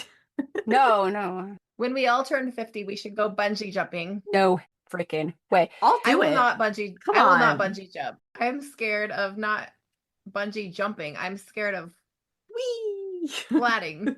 Uh, That's what I'm scared of. The end. The end. Period. The end. I do think it's interesting how we celebrate Perry's birthday here, and then Tempest Fugitive, we're celebrating Perry's birthday, and they are pretty consistent, like about a year apart when those two episodes happen, which I like. So Perry, at this point, we see that he's no longer wearing his toupee. Lois mentions something about liking him better this way, and he admits that the toupee fell off when he bungee jumped. He says that he left it somewhere down there in the canyon. And there's this thing about how Alice liked it. Then she said that he looked like a young Dan Rather, which was nice until she called him Dan one night, and he didn't like that. So you know what? It's fine that the toupee is gone. He says, so much for my midlife crisis, and tells Jimmy, I hoped you learned your lesson. Jimmy has. Yeah, never trust an old guy. They both laugh and walk away together, leaving Lois and Clark sitting together. Hello. And Clark, completely changing the subject, says, There's just one Superman again. Yeah, all is right in the world. Well, at least Metropolis. Almost. Almost? Clark says it would have been nice if there were two of them. Superman could have had a brother, someone to share things with, talk to. We all need that, he says. And I'm like, oh, Clark. Poor Clark. I Like, know. you got to think Yeah. about the fact that he basically just killed somebody. Like, he just killed his brother. Yeah. Not really, but, he just saw him die. Oh, he saw him die, and just that fleeting moment where he had somebody that was genetically linked to him who understood the stuff that he goes through, and they just never got to spend time together in that kind of way. And it's awful. It's kind of sad. It's sad. Huh. Are we talking about the same thing here? Sure. Companionship for Superman, right? Right. It's no problem. I'm available. And then they both chuckle as the camera pans up to the sky where a bunch of stars outline a beautiful S shield. The end. And we'll see that S shield again. Slightly Eventually. different, though. Yeah, it does, Slightly different. It's different. I feel like when they brought it back, I was like, I think there's a connection There there. is. Someone liked that. I liked that. All right, guys. So that is our episode. Is there anything else that you would like to talk about? In the script, it says that the clone Superman is in a vat, naked, in a murky fluid, floating, suspended in the amniotic fluid, with umbilical cables attached to electrodes at his chest and temples. I don't think I'd want to see that. No. How do you have electrodes and be in a liquid at the same time? Sounds dangerous. I feel like that's what they did to Lex in the Phoenix, because when he pops out of his thing, he's all slimy. It's like jelly and stuff, yeah. But creepy otherwise. I don't like it. But instead we went with this like big globe-looking chamber thing. It gave me vibes of the Noah. Ah, yeah. Just Say Noah, where he's storing these people. With the gas coming up. Yeah. Oh. I could see that. Do you think this show ever reuses any of its ideas? And no. Never. Like, I don't think they're going to bring back cloning or anything. No. Never. That's done. No. And that, the Totally clones will kind of die after a little bit. No. Yeah. Frogs, no. Frogs gone. Frogs totally gone. Yeah. Then there's another tiny little scene at the planet between Lois and Perry. Perry just thinks it's one Superman and he's crazy. What? Oh. Yeah, to Lois's credit, she doesn't go down that road where she thinks Superman's brain has short-circuited and he's being mean now. She knows something's wrong. I do have one question. If Clark saw the note from the fake Superman that he was going to have a date with Lois, what made him not, as real Superman, warn Lois? Did he just want to like spy on the date and see how it turned out? Was he hoping to be able to confront the clone in this situation? That's putting Lois in the middle, which I don't really like. Yeah, you're right. He could have just shown up as Superman and been like, hey, this is not me. But then how would he have known that? What would his excuse be to Lois that he knew about the date? Oh. Well, she trusts pretty much everything Superman says at this point. True. He can be like, I heard from someone that Superman sent you a note today. It was not I who did this. It's probably one of those things where Clark's like, I don't know how to handle this. There's really no good way to handle this. I'm just going to wait outside her apartment, and if she needs me, I will be there. Question about the sun. The sun? Or the the sun. Okay. The sun. The big ball in the sky. Sun. Fire. Doesn't that recharge Superman's cells? Wouldn't that help him? Or is it because he's too far gone? That kind of, Or maybe that wasn't his problem. Maybe it wasn't his cells that were breaking down, or was it? I'm confused. Yeah, his supermanity. That sounded weird. His manatee. His superpowers. I'm picturing a manatee. Yeah, because the doctor had said like his superpowers are fine. It's his like heartbeat and his other stuff that's like not working. So, yes, that's a good point. I don't think the sun would have helped with his problems.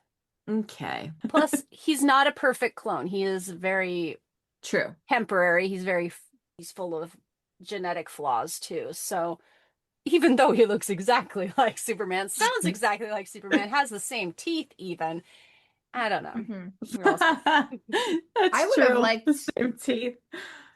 I would have liked to have seen him go beyond. Like, I want to see him at 50, 60, 70 years old. You do not want to see him as cranky old Superman. Oh, no, you don't. I mean, we've gone so far. Why not? Why stop now? Get off my lawn! Right. There's your fanfic, Jen. If you are ever going to start writing a fanfic, there's a great idea right there. That's not going to happen, but okay. Food for thought. Well, let's talk about some of the fun features we have. One of my features is, what the hell was Lex talking about this week? I pulled out a few that intrigued me. First of all, his whole mantra that he was trying to teach his cloney son was that might is right. And that probably comes from a book called Might is Right, or The Survival of the Fittest. I am not recommending this book. It sounds like it's a book for jerks. It was written in 1896 by the person possibly named Ragnar Redbeard, but they think that's a pseudonym. They think it was probably written by someone named Arthur Desmond. It advocates, according to Wikipedia, amorality, consequentialism, and psychological hedonism, as in how to be an asshole. The other thing that Lex is talking about this week is, of course, his little distorted version of Little Red Riding Hood. Most of us are familiar with the classic story. It goes way, way back. The version we most know well is probably from the French fairy tale by Charles Perrault about the young girl and the big bad wolf. Its origins can be traced back to the 1600s, to a lot of European folk tales. Later on, it was retold by the Brothers Grimm, and in our episode, it was retold by Lex. Anyway, that's what Lex was talking about this week. Jen, were there any furry, fuzzy, or feathery, or scaly companions in this episode? In the lab, we hear a fly and some ribbits. I don't count those. I'm going to say there was at least a mouse and maybe a dead frog or two.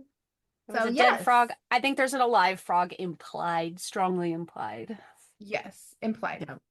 I don't think they had to hire out a frog or a frog wrangler, but maybe a mouse. Julie, were there any goofs or bloopers in this episode that you haven't already mentioned? I know we've mentioned a few already. There's plenty of bloopers in this one. One that I will mention is that I don't understand how the Superman clone knows about the lock of hair, because no one ever told him about the lock of hair. Any ideas?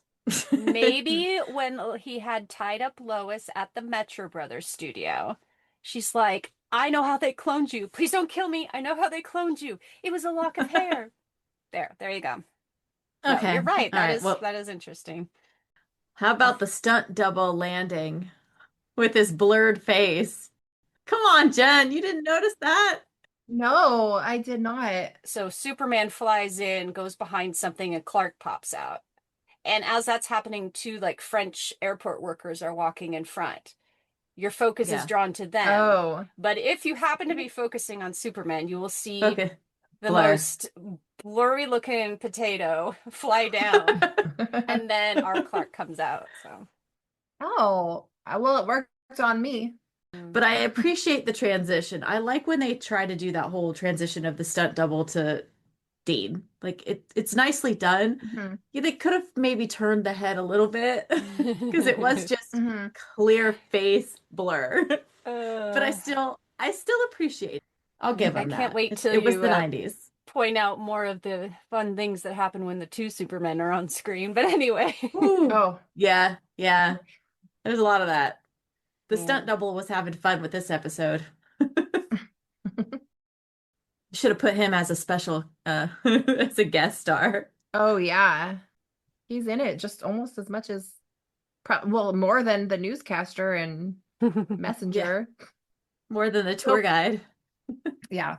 I don't know. We've mentioned a lot of the other ones, but there's a few scenes in the West where they don't really blur it. They just know that there's a lot of action going really quick, but you can see the double's face again. Also, how does Superman know where Lois lives? Granted, he could have done some research and figured it out, but that's really all I wrote down because we kind of covered the rest. I did notice that Lois's croissant does change shape and size a little bit. It's not a glaring. Yeah. At least it's not Pretty Woman croissant to a pancake, but yeah, that was bad in Pretty Woman.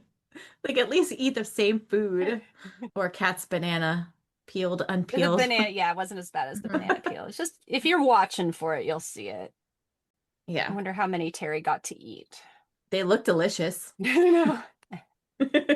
They're fresh baked did. too. They haven't been sitting somewhere. Well, there is a slight blooper having to do with real world stuff. So that's my next section. So I'm here to mention all the real life things that were brought up in this episode. So during the airplane TV broadcast right at the beginning, Perry mentions Orléans, which is a region of France south of Paris. And he says that the plane, the thing is happening there. But I mean, it could be that he's just mistaken. So there is an Orleans airport. It's south of Paris, and Paris has its own airport. So I think Perry just misspeaks or doesn't know, because later on we see Superman flying to the Paris Charles de Gaulle airport, not the Orléans airport. Whatever. Speaking of that, when when Superman does fly to Paris, he somehow or for some reason decides to go over London first, which is a little detour. But you know what I was thinking though? It's interesting because it's like, unless you had a GPS built into your head, which he does not, how would you make sure you flew right to Paris? You know, Mhm. you'd just be flying, you'd be like, oh, I recognize this. Ocean. I recognize that. Okay, London. All right, remembering my geography from school. Got to turn, go over the channel. You know, he's flying according to his memories. Yeah. He's not holding a map. If he had gone directly from London to Charles de Gaulle Airport, you would not pass the Eiffel Tower. Yeah, he passes the Eiffel Tower. So he isn't going direct. I just think that's kind of cute. Or maybe it wasn't intentional. Maybe I'm overthinking it way too much. Yeah, he flies over London. We hear a little bit of the song Rule Britannia baked into the Jay Gretzky music as that happens. Yeah. In Paris, we see the Eiffel Tower. We see the control tower of the Charles de Gaulle Airport. Later on, Lois mentions Rio and Suriname. We hear a few notes of La Vie en Rose, which we also heard in Pheromone My Lovely. Of course, Lex tells his son a very altered version of Little Red Riding Hood. Perry yells Geronimo when he does his bungee jump, and Geronimo is a thing people began yelling when jumping out of planes with parachutes beginning around World War II. There's some debate on how exactly it started. One explanation is that the soldiers who started it had just seen the Western movie called Geronimo. And by the way, there is a real life historical person named Geronimo, but yeah. Anyway, he was a member of the Apache Nation, a military leader. I mean, we're going way, way back here, but Perry also brings up Dan Rather. That's an American journalist and news anchor born in 1931, and as of this recording, is still alive. I was going to ask, is he still around? And Don King just hanging on. Pat references Henry Kissinger, former U.S. Secretary of State, born in 1923, died in 2023. And there are a number of Western movie tropes and cliches used during the fight between Superman and Cloney towards the end of the episode. You've got the "this town's not big enough for the two of us" line, which has origins going back to 1929 and the movie The Virginian. Superman and Cloney facing each other out on the street is part of the showdown at high noon trope. And the subtle music cues that Jay Gretzky, Lois Clark's composer, uses during that scene are probably nods to the typical Ennio Morricone pastiche trope. That's hard to say, but like that wah wah wah kind of things that you hear a lot, especially in spoofs, are you can kind of hear it in that scene that he mixes it in. So there's probably more, but those are the ones that I noticed. Wow. Nice job. And now I collapse because that was a lot. That was, I mean, holy cow. Impressive. Nice work. Jen, what is your choice for the wildest excuse Clark uses in this episode? I really liked two of them, where Lois goes, "Where have you been anyway?" And Clark says, "With my parents." And then he has to cover and say, "On the phone." The other one that I also really like is when he walks in and he says, "I just remembered that I left my notes to my story in the car," and has to clarify that it's a taxi because he doesn't have a car. I liked the second one that I said. No, you liked the other one? Okay. Well, absolutely. Right. On the phone, talking on the phone. So quick of him to think about that. And the fact that he sold it. Ooh, I liked it. She's just like, "What? I've been to Smallville. It took us 3 hours to get there. What?" Mm-hmm. Yeah. Yeah. It is good. I mean, in the way he covered, he just good recovery for those two. Good save. Like, nice save. The taxi, or the phone. If he had left his story notes in the taxi, that taxi would not be here anymore. It would have been long gone. Yeah. Gone. It is now time to rate our episode. On a scale from A+ to F-, what rating do you give this episode, Jen? So the toddler kid version of Superman is kind of cringe to me. The hairpiece storyline gave me secondhand embarrassment. And Perry is 50. I don't like it at all. I'm sorry. No. I think those things kind of take this episode down a little bit for me. But there were some cute scenes. Clark saving Lois from Superman. The clone kiss was cute. I just also have to mention Kat was in this episode. She looked great.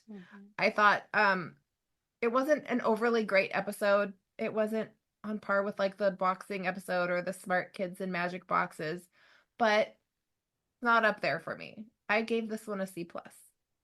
It was a little hard for me to decide where to grade this one. It's not my favorite, but it's not my least favorite. I think it's better than Ides of Metropolis in my eyes. It's one I'd watch again. I do like the clone.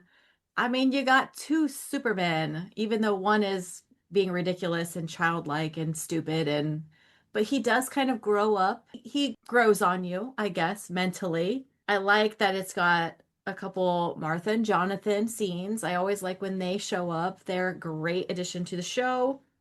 I don't think it has enough Lois and Clark together, unfortunately. So that brings it down a little bit.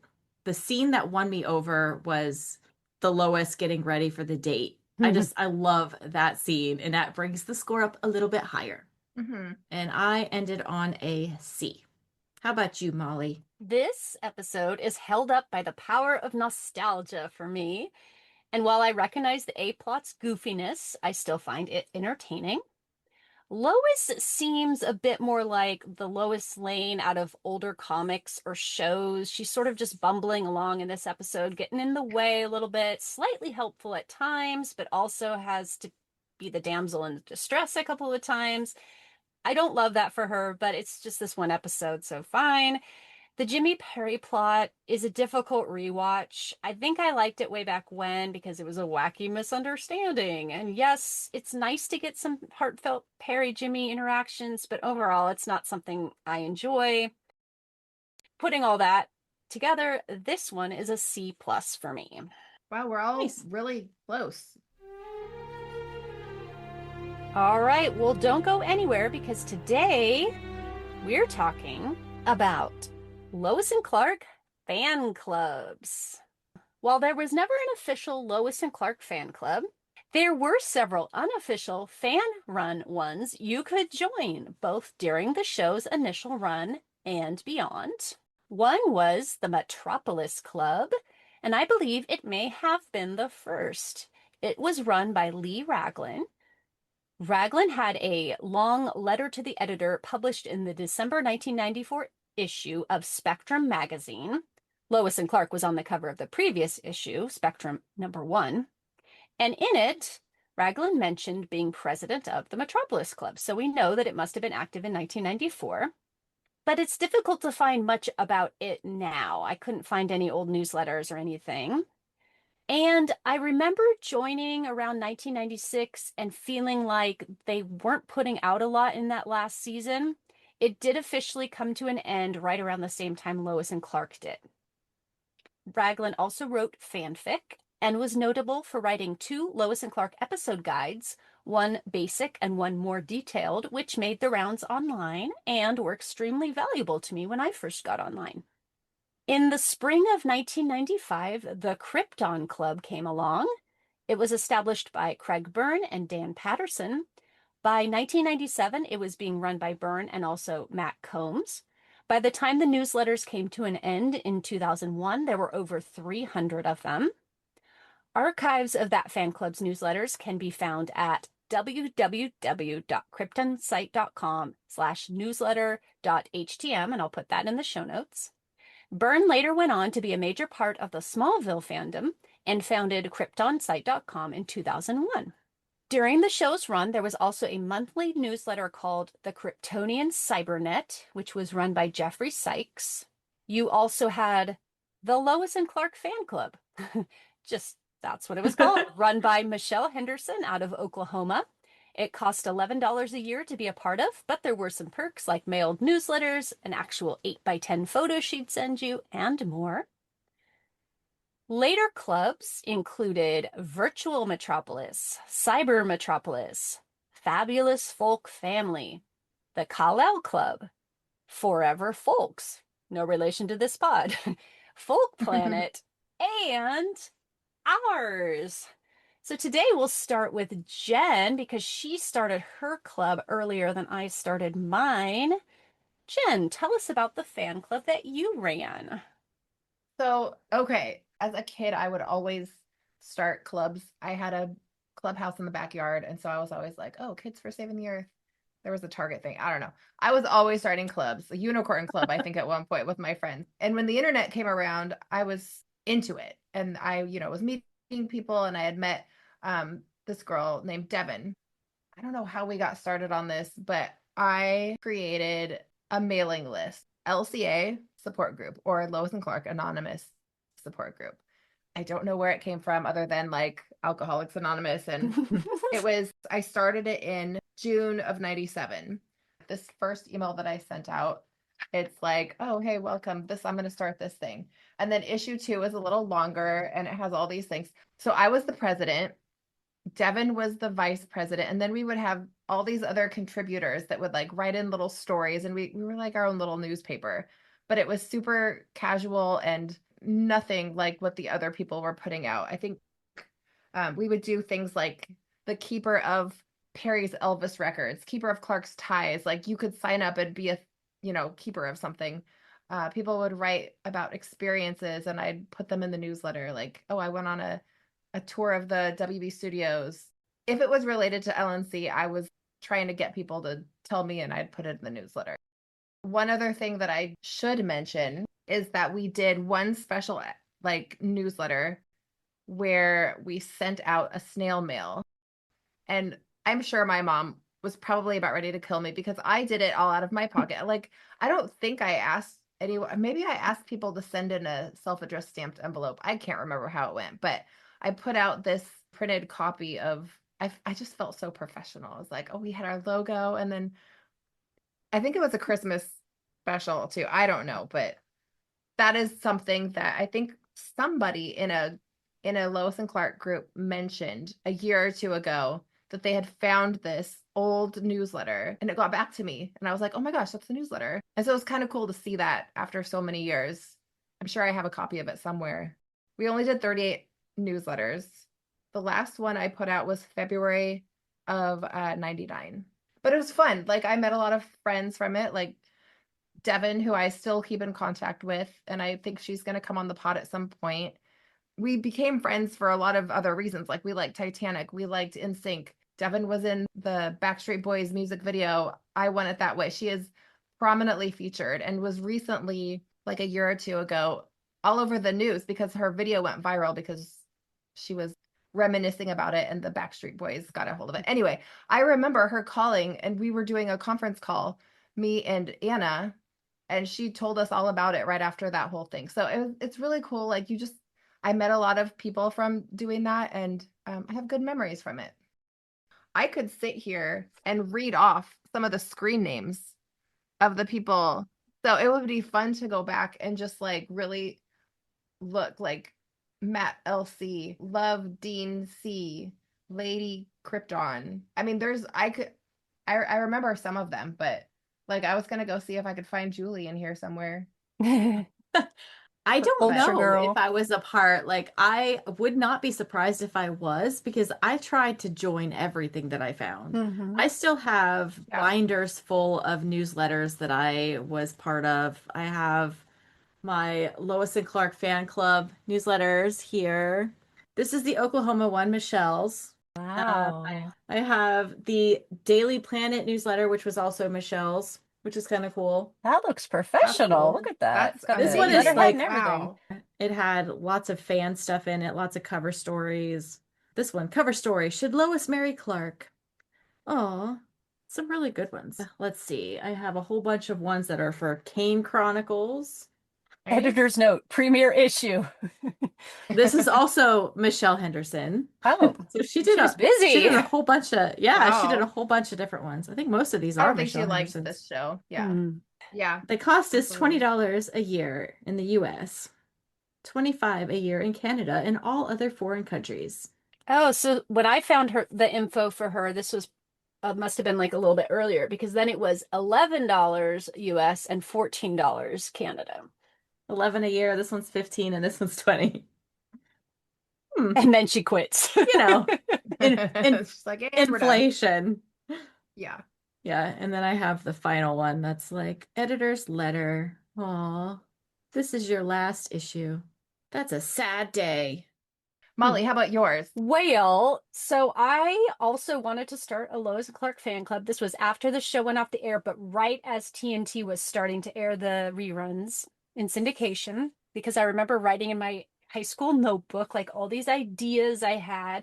The main reason I wanted to start a club was because I love to write. I love Lois and Clark, and I really wanted to write about Lois and Clark. And this was kind of in an era before blogs, because if we'd had those, I probably just would have done that. Mm-hmm. And also, it felt like the Lois and Clark clubs that were out there. And keep in mind, I didn't know about Jen's club at this time, but it felt like a lot of the other clubs out there weren't just asking for submissions. You couldn't just send stuff to them, or I felt like you couldn't. So I was like, well, I can't write for these other clubs. They're not inviting people to do that. I guess I have to start my own. So my friend Gretchen and well, it was me convincing her to go along with this whole thing. We started our club in January 1998. This was around the same time we connected with Jen and we found out she had a club. So we began doing newsletters. They would come out whenever I darn well felt like it. So sometimes it'd be a couple a week. Sometimes it would be a couple weeks would go by. This ran from January 1998 to about January 2002. Almost 200 newsletters. Wow. So I did start it with Gretchen, but she kind of fell off that sometime of that first summer. However, I was looking at them earlier, and that same summer, there's like this announcement. My club was Folk Central. I don't know if I forgot to say that. Folk Central and Lois and Clark Anonymous are sister clubs. We've become sister clubs, and now we're going to have this website for both of our things, and we're going to do things together. And it's true. Jen wrote quite a few things for my club, and as did Kristen. In fact, I kind of met Kristen through the club. Jen and Kristen actually did. Like I said, this club was it was supposed to be Lois and Clark, but boy, I just did whatever the hell I wanted at one point. Titanic, I bet. We did a lot of Titanic. Okay. And Jen and Kristen, I don't know if Jen remembers this, in I think December-ish of 98, put out an entire newsletter about You've Got Mail.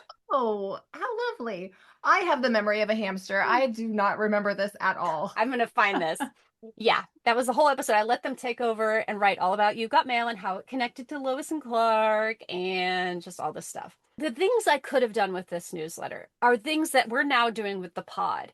Things like episode reviews, things like Easter eggs. I never did any of this kind of stuff in the newsletter. Well, I don't know why. That would have been perfect. Yeah. No, it was more like Terry is in Cabaret, and like this movie's going to be on TV next week, and it has the guy from Wine, Wine, Wine in it. You should watch it. And just the most inane things. We did a lot of fanfic. Sometimes we had little fanfic contests. People came aboard as columnists, and they would just write about whatever the crap they wanted. And, you know, when I reread these, that we had some good writers. Most of them were around our age, and they would just write about their lives, and that was what we did. But one time there was sort of a more juicy article, and I haven't read it lately, but I had this friend, not Julie. She saw Cabaret, but this other friend actually saw Cabaret in California. And I begged her, I was like, please tell me your story so I can put it in the newsletter. And so she did. And so she actually got to meet Terry Hatcher. Like Julie, she had a jacket. Like Julie, she went crazy. When she went to Cabaret, she tried to get it signed. And I'm going to stop saying like Julie, but when she went there, for some reason, Terry couldn't come out of the stage doors or something, but guess who was there? Terry's parents were there and helped this friend. I'm going to dig that one up. Maybe I'll post that one for you guys. So you can That's see, and cool. I'll post a few of the some of the better things that we did. I still have copies of all these old newsletters. They Do are you not have them archived online anywhere, no, or? they are not archived online anywhere because I'm a bit embarrassed. But Aw. like I said, Aw, come on. I could pull out a few things and share them just for laughs. But yeah. So yeah, I finally ended it in 2002 when I was in college and just so busy that I couldn't keep up anymore. But it was a good time. If you guys want to pick a random number between like 1 and 190, I will show you a Folk Central newsletter if you like. Ooh. And we can Yeah. make fun of it. Ooh. 6, 7. Oh, six, snap. 7. All right, here's I was- newsletter 6-7 from February 1st, 1999. Oh, part 1. This issue had What's New? Nominate your favorite fanfics for this year's Kurth Awards. Go to the Kurths page where you will find a list of eligible stories. That's not how you spell that, Molly. A list of categories plus everything you need to know about this year's awards. And then we used to do this like Folk of the Week thing, but we called it The Victim, which is a little bit dark, but we did that. So this week it was Tiffany L. Hayes, an 18-year-old. And then this girl, Karen, she came over to write for us. I think she'd worked on Virtual Metropolis first. And then we have Kristen's column here. It was called Color Me Kristen at first. She's talking about the Kurth Awards. And then we have part 2. If you may wonder why we did part 1 or part 2 is because AOL, which I was on, did have a size limit. So if the newsletter was long, they would say, sorry, you can't, So we would do it in 2 parts, which I'm sure didn't thrill everybody to get double emails. And this was my column, The Obsession Connection. Uh-huh. I'm talking about Titanic a lot here, it looks like. Oh, and then I posted part of one of my crappy fanfics. That's nice.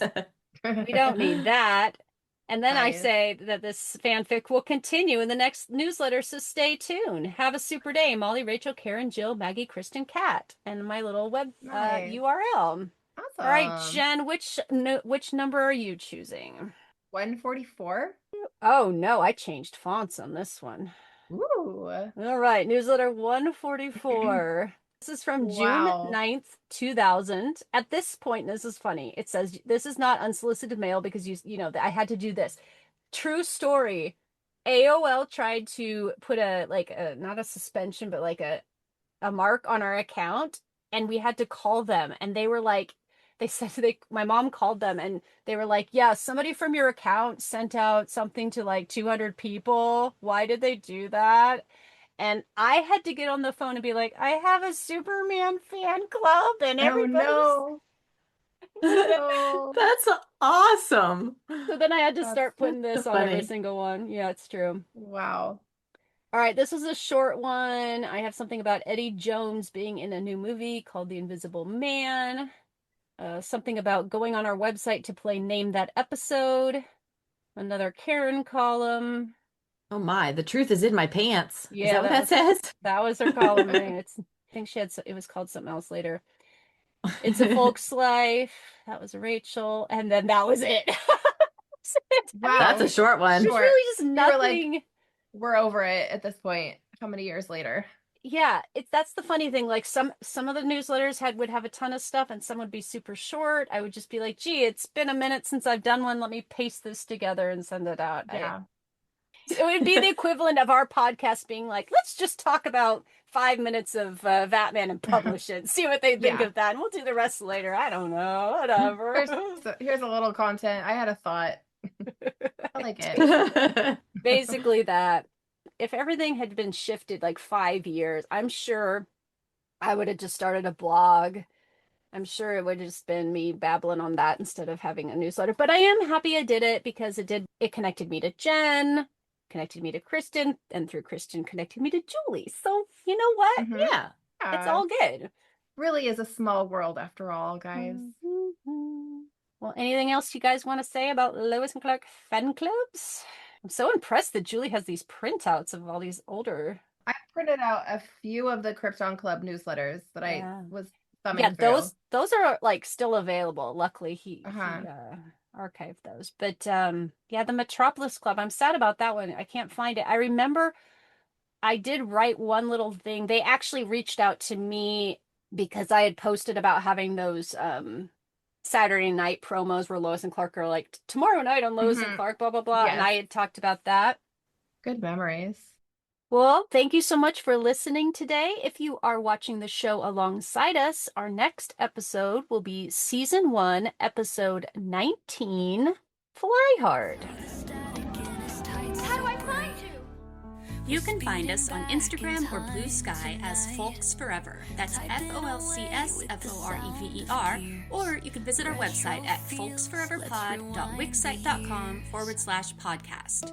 And until next time, please enjoy this amazing little ditty.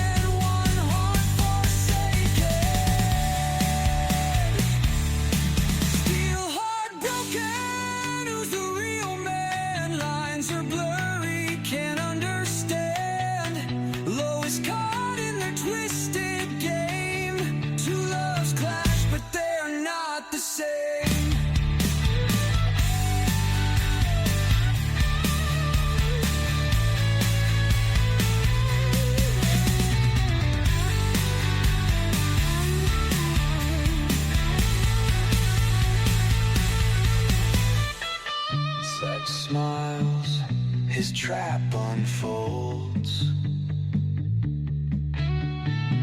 In his hand, the deck he holds.